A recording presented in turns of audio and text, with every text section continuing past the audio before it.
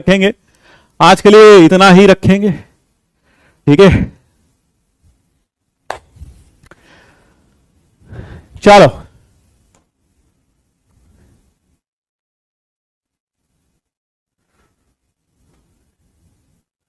हाँ बोलो भाई, कभी तो एक्सटेंड करिए बेटा, कर तो दिए एक्सटेंड, और क्या एक्सटेंड करेंगे। और एक चीज याद रखिएगा, एक चीज याद रखिएगा, 2 इलस्ट्रेशन से चीजों को समझना और 4 इलस्ट्रेशन से चीजों को समझना और 8 इलस्ट्रेशन से चीजों को समझने में बहुत अंतर होता है। चीजें ज्यादा समझ में आती, क्लैरिटी ज्यादा मिलती है और आपको चीजें ज्यादा समय तक रिटेन होती हैं। यही कारण है कि आप अपनी जिंदगी में से खुद की जिंदगी में से 1 घंटा आपके लिए फालतू निकालते हैं रोज। जब भी लेक्चर होता है 1 घंटा आपके लिए फालतू निकालते हैं। और ध्यान रखिए, अगर मैं आपको कुछ देना चाहता हूं अपने, आप समझते हैं किसी भी इंसान के लिए सबसे कीमती चीज क्या हो सकती है? रुपया पैसा नहीं, सबसे कीमती चीज हो सकती है उसकी जिंदगी, उसकी जिंदगी का वक्त। क्योंकि यह ईश्वर से हमें गिने चुने पल ही मिले हैं, ईश्वर से ये मिले हुए गिने चुने दिन ही हैं, गिनी चुनी सांसें ही हैं। और वह अपनी सबसे कीमती चीज हम आपके ऊपर यूं ही न्यौछावर कर रहे हैं। कई बच्चों को इस बात का एहसास भी नहीं होता, कई बच्चों को इस बात का एहसास होता है, कईयों का एहसास नहीं होता कि सर हमें कितनी कीमती चीज, अपनी जिंदगी का जो पल वो अपने फैमिली मेंबर्स के साथ आराम करते हुए गुजार सकते थे, वह पल सर ने हमारे खातिर ठुकरा दिए। हमारी खातिर वो यहां खड़े हैं, हमारी खातिर हमें एक एक चीज समझा रहे हैं। इस बात का एहसास अगर आपको होता है तो सच मानिए आप एक अच्छे इंसान हैं, सिर्फ इसलिए क्योंकि आप दूसरे की भावनाओं को समझ सकते हैं। इसे कहते हैं empathy. This feeling is called as empathy. और आजकल जिस तरह से आईक्यू की बात की जाती है, उसी तरीके से आजकल बात की जाती है ईक्यू की, जिसे हम कहते हैं इमोशनल क्वोशंट। इमोशनल क्वोशंट का मतलब जहां इंसान अपने आप को सामने वाले की सिचुएशन में रखकर सोच सके।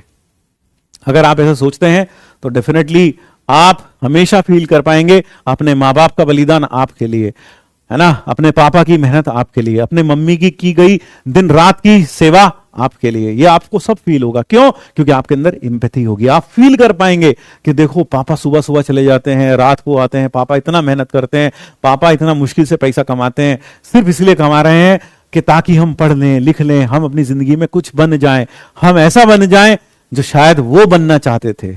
ठीक है ना। आपको बताऊं, आपके पापा का सबसे बड़ा सपना क्या होगा? आपके पापा का सबसे बड़ा सपना जिंदगी में यही होगा कि वो जो जिंदगी में नहीं कर पाए वो आप करो।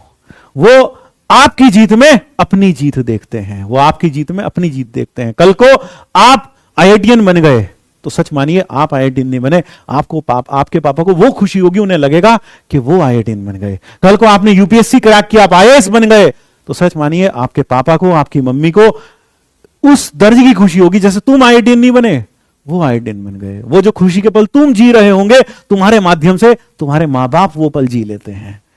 बस यही मां बाप का स्वार्थ होता है, यही मां बाप का प्यार होता है। और टीचर तो कोने में खड़ा रहता है, आपकी शान में, आपके सिलेक्शन पर सिर्फ तालियां बजाता है और मन ही मन खुश होता है आपकी खुशी देखकर, है ना। पेरेंट्स को तो शायद, फिर भी जो भी पेरेंट्स मुझे सुन रहे हैं, आप सब लोग मेरी इस बात से तो बिल्कुल स्वीकार करेंगे, मां बाप का कहीं ना कहीं एक छोटा सा स्वार्थ जरूर होता है कि शायद कल को हमारा बेटा या बेटी एक बुढ़ापे का सहारा बनेगा, बुढ़ापे में हमारी कोई ना कोई थोड़ा हमारे लिए जितना बन पड़ेगा उतना करेगा। लेकिन सच मानिए हम टीचर्स का कोई स्वार्थ नहीं होता। हम निस्वार्थ भाव से, जिसको हमने देखा नहीं, जिसको हमने परखा नहीं, जिसको हम जानते नहीं, उसके लिए निस्वार्थ भाव से यहां लगे हुए हैं। ये बात क्या आप सब बच्चों को महसूस होती है? नीचे कमेंट बॉक्स में जरूर बताइएगा।